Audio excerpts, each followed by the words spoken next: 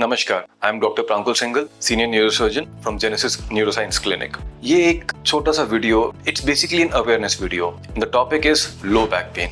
लो back pen आज के ज़माने में हर किसी को किसी ना किसी एज एंड स्टेज में होता है। हर घर में लो बैक पेन की एक बहुत कॉमन कंप्लेंट्स है और ये लो बैक पेन जो है ये हर एज ग्रुप में सफ़र कर रहा है। As a neurosurgeon, as a spine surgeon, मैं ये लो बैक पेन की कंप्लेंट्स 18 साल के स्कूल में जाते हुए बच्चों को देखता हूँ, एग्जाम की प्रिपरेशन करते हुए बच्चों को देखता हूँ जिनकी उम्र 16, 17, 18 साल, एज यंग एज दिस, और ऑफ कोर्स 80 ईयर्स 90 ईयर्स तक के पेशेंट्स में भी देखते हैं। तो कोई भी एज ग्रुप आज के ज़माने में जितना स्ट्रेस बढ़ रहा है, जितनी भागदौड़ी बढ़ रही है, बैक पेन से बच पाना is almost near to impossible. तो बैक पेन होता क्या है? कमर दर्द, जैसे मैंने बताया अभी, हर किसी को होता है और बहुत रेगुलरली होता है। पर बैक पेन में रेड साइंस या रेड फ्लैग साइंस क्या होते हैं, तो ये एक छोटा सा वीडियो मैं उसके लिए लेकर आया हूँ। सबसे पहले, अगर किसी पेशेंट को कमर दर्द होता है और वो कमर दर्द का ओरिजिन कैसे हुआ है, जैसे आपने कुछ भारी सामान उठाया या आपको कोई झटका लग गया, उस समय होता है सबसे इंपॉर्टेंट चीज है रेस्ट। कभी भी कमर दर्द को खराब से वर्स नहीं बनाना है, हमें उसको इम्प्रूव करना है। तो कमर दर्द में अगर हम लगता है कि कमर दर्द अगर हो गया, झटका लग गया या कुछ भारी सामान आपने उठाया, या आप जिम जाते हैं, वर्कआउट करते हैं, या फिर आपकी बहुत घंटों घंटों बैठने की सिटिंग होती है, कॉर्पोरेट जॉब है, ऑफिस जॉब है, स्टैंडिंग पोजीशन वर्किंग है, आपका बैक पेन अगर आपको हो रहा है और वो बढ़ रहा है, तो सबसे इंपॉर्टेंट है रेस्ट। बेड रेस्ट को इग्नोर ना करें, अदरवाइज ये आपका पेन बढ़ता जाएगा। Second, ice pack. हमेशा एक्यूट बैक पेन में, लो बैक पेन हो, हमेशा आइस पैक का इस्तेमाल करें, हॉट पैक्स ना यूज करें। हॉट पैक से इनिशियली पेन वर्सन हो जाता है। तो एक बहुत कॉमन मिसकंसेप्शन है कि कमर दर्द हो गया, गर्म कपड़े की या गर्म वाटर बैग की सिकाई कर ली। Don't do that, always use ice pack.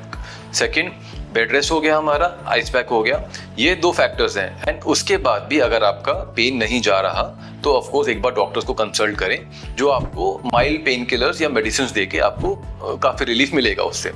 अब जब हम रेड साइंस या रेड फ्लैग साइंस की बात करते हैं, तो रेड फ्लैग साइंस की बेसिकली स्पाइन में या फिर लो बैक पेन के संग 3 रेड फ्लैग साइंस होते हैं। सबसे पहला कि आपने डॉक्टर को दिखा भी लिया, आपने रेस्ट भी कर लिया, सारे मोडालिटीज आपने यूज़ कर लिए, आपका पेन नहीं जा रहा है और पेन बद से बदतर होता जा रहा है, इसका इंटेंसिटी बढ़ रहा है, आपकी नींद खराब हो रही है, आप रात में सो नहीं पा रहे हैं, रेस्ट करने के बाद भी पेन आपका नहीं जा रहा है, तो ऑफ कोर्स ये एक रेड फ्लैग साइन है।